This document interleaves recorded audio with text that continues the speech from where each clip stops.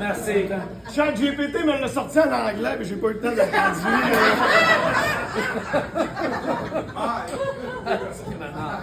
Alors bonjour à tous.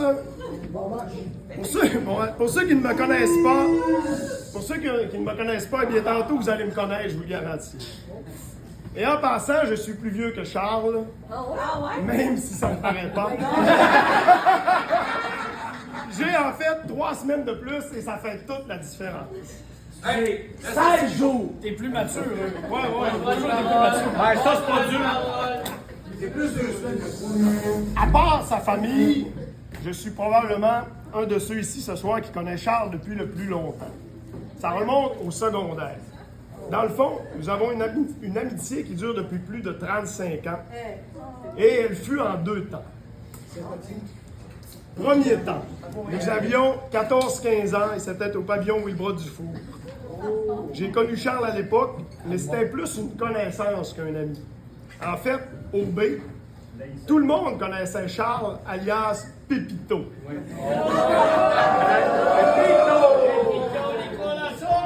On disait le B parce que c'était pour les secondaires 3, 4, 5 et le A, les secondaires 1 et 2.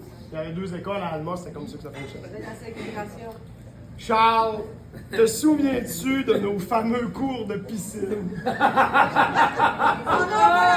Hey, est-ce que tu vas nommer Marie-Karine Lemieux? C'est là que nous pouvions découvrir, semaine après semaine, la beauté de l'anatomie féminine. De mémoire, Charles, nous n'avons pas eu de piscine ensemble, hein? Mais 15 ans plus tard, nos discussions sur le sujet nous confirmaient que nous étions des ados boostés aux hormones. Attends, Charles! Attends.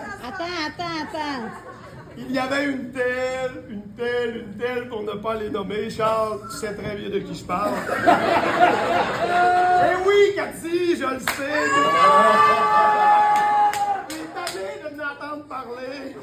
Ben, je ne pouvais pas passer à côté. Alors, je reviens un peu en arrière. Je disais donc que tout le monde connaissait Charles au secondaire, mais je crois que personne n'était vraiment ses amis. Ben oui. Il était à la radio étudiante, dans le comité du journal et dans à peu près tout ce qui pouvait se fourrer le nez. Il était bon dans tout, le petit maudit. Et ne vous inquiétez pas, déjà à l'époque, c'était tout un speedé. Un vrai Grégory Charles. Tout le monde le connaît et le respecte, mais si boire le fatiguait, sur du jus sans bon sens. Je pense qu'il s'est calmé un peu, mais peut-être depuis 2 ans.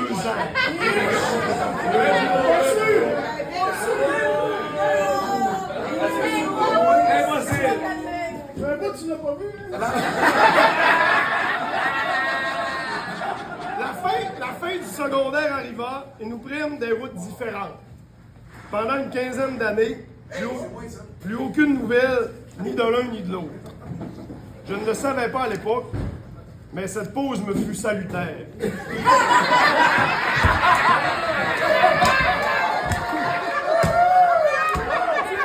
tournes la plage, ça le prend. T'es surpris, là.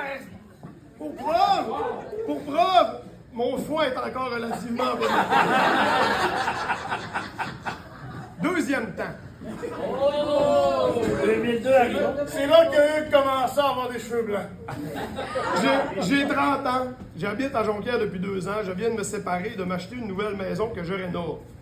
Mes travaux m'amènent au Pot-de-Vin Bouchard et dans l'allée des fournitures électriques, je tombe sur ce bon vieux Charles que j'ai vu pour la dernière fois en secondaire 5. Il porte fièrement son chandail de la quincaillerie et conseille un client avec son large sourire et son franc-parler distinctif. Je m'approche, mais il ne m'a pas encore vu. Eh bien, ça va vraiment mal au Pot-de-Vin Bouchard pour engager Brochu.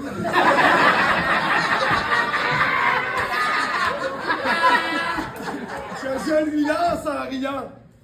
On se regarde, on se serre la patte. Charles se souvient bien de moi. On échange quelques phrases et on repart chacun de notre côté. La Renault avance et ma soif tout autant. Alors je commence à découvrir la vie nocturne trépidante de Jonquière. Surprise! Charles est là! Il y a encore à cette époque plusieurs endroits intéressants pour se virer les semelles. Et c'est bien évidemment là que je retombe sur Charlot. Soir après soir.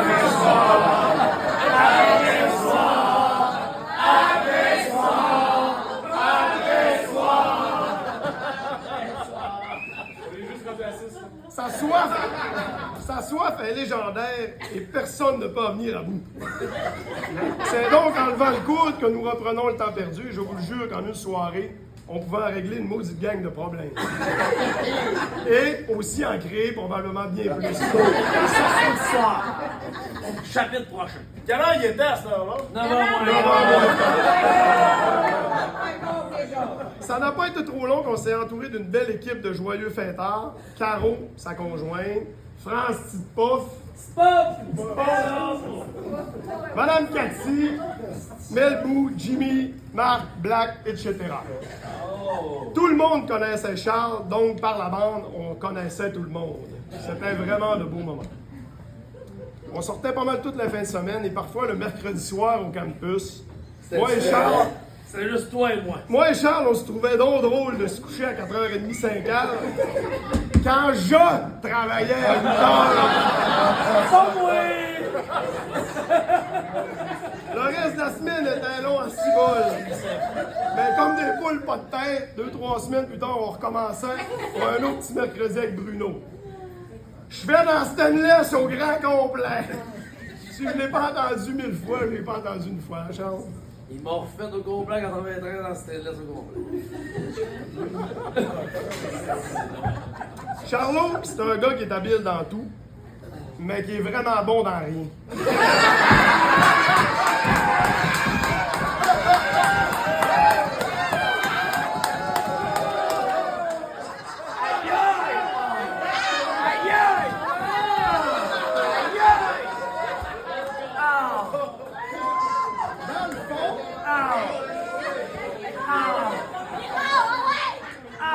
Dans le fond, Charles, t'es un bon à rien, t'es habile dans ce qu'il fait pas. Hey non, c'est une blague. Voyons, tout le monde connaît les 1001 talents de Charles, que ce soit en électricité, en menuiserie, en construction, en réno, etc. Et aussi dans les sports. Golf, deck hockey et la course. La course! What the fuck? Ben oui! Quand tu le vois courir après une mamacita, tu réalises qu'il a de l'endurance sans bon sens. C'est un danseur, un charmeur qui aime plaire et qui respecte la gente féminine. Il était respecté ce soir. Il respectait cette nuit et il était respecté encore demain matin.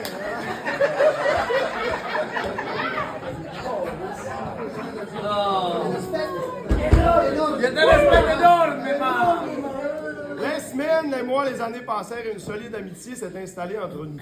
Pas juste en raison des sorties, bien sûr, mais aussi parce qu'on a su déceler le meilleur de chacun et s'accepter avec nos forces et nos faiblesses. Mais pour dire vrai, on n'a pas vraiment exploité nos faiblesses, on a pas mal plus accentué nos forces. Ceux qui me connaissent le savent, je ne demande pas beaucoup à personne, je fais mes affaires et je m'organise avec moi-même. Mais Charles, je lui demande de l'aide parfois, il est toujours présent. Il ne pose pas de questions, il vient, on fait ce qu'on a à faire, on prend quelques bières et il repart. Il me donne son avis aussi, mais c'est cool avec lui, parce que mes idées sont toujours bonnes. Il s'arrange pour me faire comprendre que sa façon est bien plus haute, mais je m'en rends pas compte.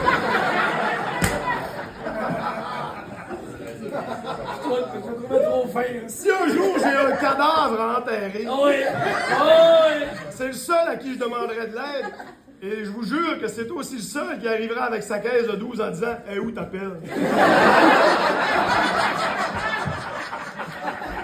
Donc, il sait que si on fait ça, c'est parce que je suis vraiment dans l'art. Puis de deux, il sait que si on fait ça, c'est parce que je pouvais vraiment pas faire autre chose. Pour finir, c'est la partie sentimentale de mon intervention. J'aimerais dire que Charles, c'est plus qu'un bon gars drôle énergique avec qui on peut faire le party et rire un bon coup. Charles, c'est un gars unique en son genre. On rencontre un homme comme Charles une fois dans une vie. Et j'ai de la peine pour ceux qui n'ont pas pris le temps de le connaître comme moi je le connais. Il a une générosité sans limite, un esprit d'analyse hors pair et une intelligence autant pratique que théorique. Charles maîtrise une multitude de sujets et s'il ne le connaît pas, il va le comprendre très rapidement. Avec lui, on peut parler, chanter, pleurer, se confier, analyser. Et pas une minute passée en sa présence nous donne l'impression qu'on a perdu notre temps. Il m'a déjà dit qu'il m'admirait.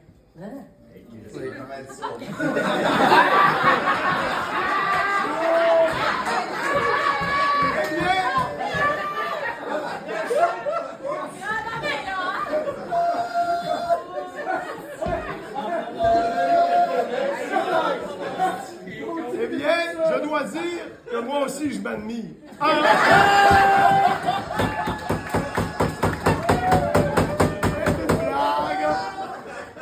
Je t'admire beaucoup aussi, mon chum. Bonne fête, mon ami, mon pote, mon buddy, mon chum, mon best, mon meilleur pour la vie.